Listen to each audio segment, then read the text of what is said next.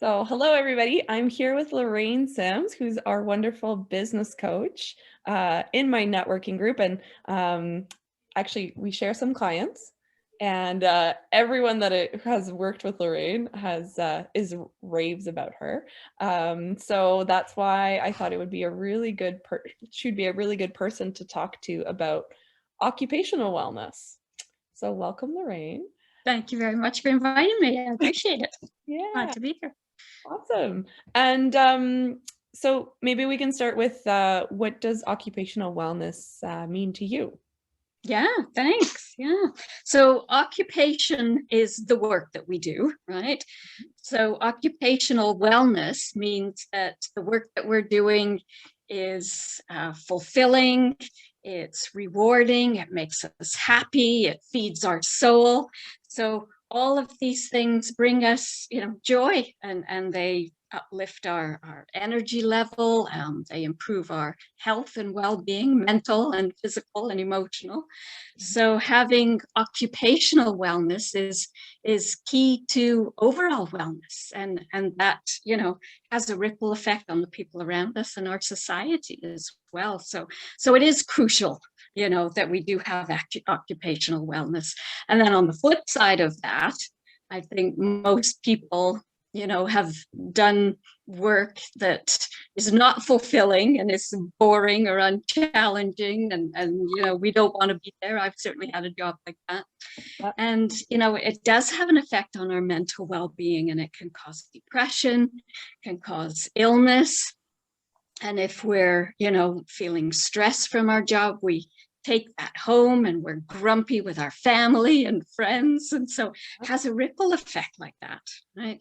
So it is really important that we're doing work that feeds our soul, that makes us happy and joyful. Really important. And I mean, even in joyful and happy work, there's still things that you might not like or whatever it is, but the overall big picture is that it's fulfilling, it makes you feel good, and yeah, and it's such a big work is such a big part of life, right? We spend so many hours at work, and so yeah, it's important to feel good about it. So that's a good answer. And like question number two is any tips for finding better occupational wellness? Oh yeah, absolutely. I would say the number one thing to achieve occupational wellness is to engage in work that's in alignment with your natural talents and abilities, your gifts, your passions, because that's going to feed your soul.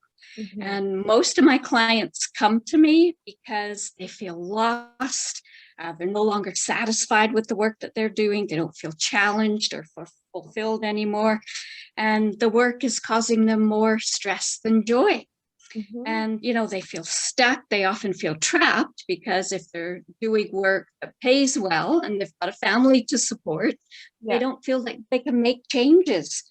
And so what I do is I listen deeply, to the concerns that they have, and also ask them about the kind of work or what they do when they do feel excited and they feel like they're doing something worthwhile, and time just slips by, because those are indications that those are their natural talents and abilities. And I like to explain that there are 3 different levels of work or occupation. Would you like to hear what they are? Yes, please. Yeah. So, so so the first level is what we call a job, right? And this is what we do when we come out of high school, and we either work in a retail shop or serve pizza or something like that. And it doesn't pay very much, but it gives us a good start. And there's probably not much room for advancement or for pay increases, but it's a job and it's a good start. And then the second level is what we call a career. And career comes from the French word carrière, which means life path. So when we're engaged in our career, we're usually doing work that we really enjoy. Maybe we've had some training for it, and there's room for advancement, there's room for increased earnings. And so we feel like we're doing something that speaks to us, and we're enjoying it. And then the top level is what we call vocation. Ooh. And the definition of vocation is, it comes from the Latin word vocatio, which means the little voice or the calling, Mm. right? And so when we're responding to our true calling, then we are applying our natural talents and abilities, because the great thing is we all come into this world perfectly aligned to fulfill our purpose and our mission, right? And this is our vocation. And that little voice is telling us, this is who you are. This is what you're meant to do. And we all hear that little voice, but, over time it gets diminished and suppressed. And so what I do with clients is I help them bring that to the surface. And, when people say, well, I've always been an artist, Yeah. or I've always loved the outdoors, there's such a sense of relief because they're reconnecting with who they really are. And then it's just a matter of helping them turn that passion and that vocation into their profession so that they can earn good money doing what they love.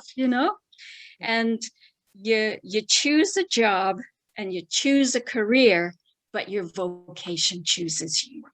And again, that's what we come into this world with, those natural talents and abilities that we're meant to contribute. And then when we do that, we're making the world a better place because we have a unique set of talents and passions and skills that nobody else has. That's what we're meant to give to the world, and it brings fulfillment and rewards to us, and it has a wonderful impact on the world as well. Mhm. So yes, occupational wellness, it's all about aligning yourself with your true purpose and your passion, and making that your work. Yeah, just talking about it makes me feel good. Yeah. And obviously you're responding to your calling, right?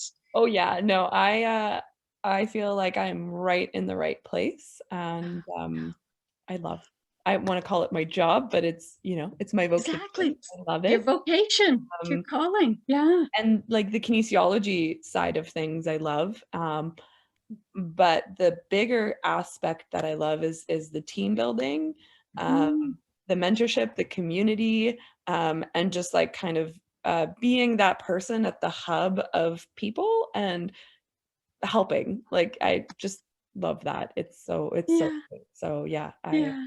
yeah. Good for you. I mean, some days Yeah. are hard, but it's, Oh yeah. I think some days are hard anyways, and yeah, so yeah. Yeah.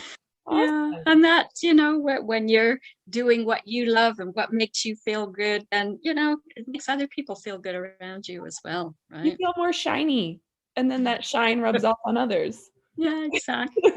Yeah. Yeah, awesome.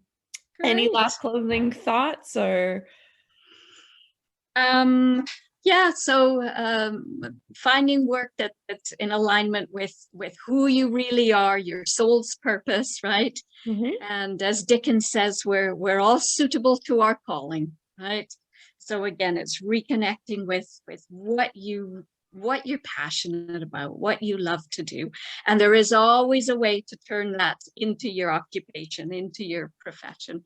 But it's just that sometimes we don't get permission, from parents and society to be who we really are, Yeah. right? It's scary, it's vulnerable, right? You gotta put That's yourself out right. there Yeah. and especially I mean, especially if you're starting something for yourself, right? You're starting a business, there's a lot of Mm, risks in terms of, am I gonna yeah, get paid? Are people gonna like this? All of those things, so, but exactly. Yeah. definitely so worth it. I Yeah. We want to do good. We really do. We all have that inside us, right? yeah. Yeah. Well, Thank you. thank you so much, this has been great. Thank you I for I sharing your appreciate it, Dasha. Awesome. Thank Well, you. happy Tuesday. Thank you. And if anybody would like to contact me, I'm at Trinity Coaching at shaw.ca, and just a 10-minute phone chat. Would love to hear about any changes that people want to make and improve their occupational wellness. Thanks, Dasha. Yeah, you're welcome. Okay, bye. Okay.